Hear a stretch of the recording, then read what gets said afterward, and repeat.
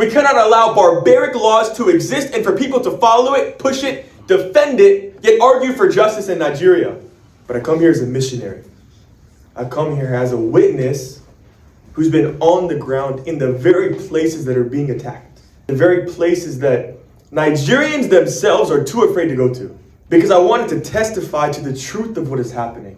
Lobbying groups like DCI, Islamic forces in Nigeria, and politicians want to try to label me as just some activist being paid by this person, paid by this organization.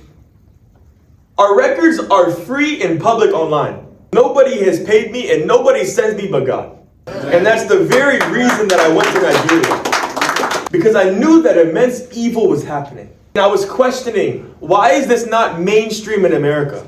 Why is the world not seeing and talking and acting when you see innocent people being killed in mass?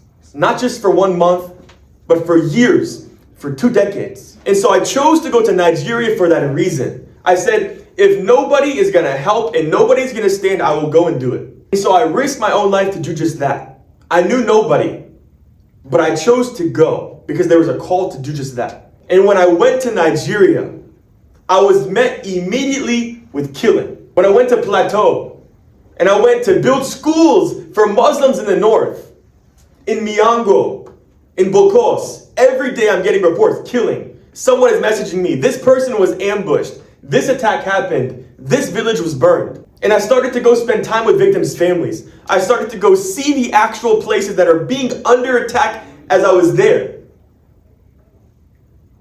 And I would meet women who are shedding tears and crying, just huddled in silence with their families because their husband was murdered in ambush as he went to go farm. He wasn't a terrorist. He committed no criminal act.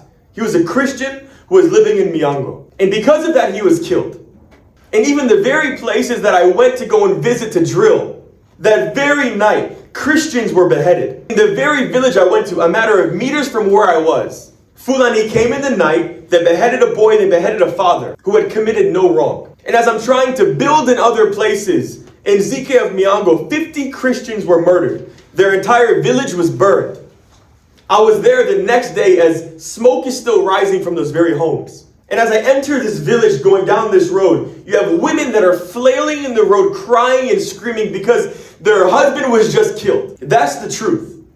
And we rebuilt that village. But as I went to enter and I went into one compound where at least 6 or 7 homes were burned, 7 people were killed in that family. You had dozens of women and children that were huddled into one single room in silence.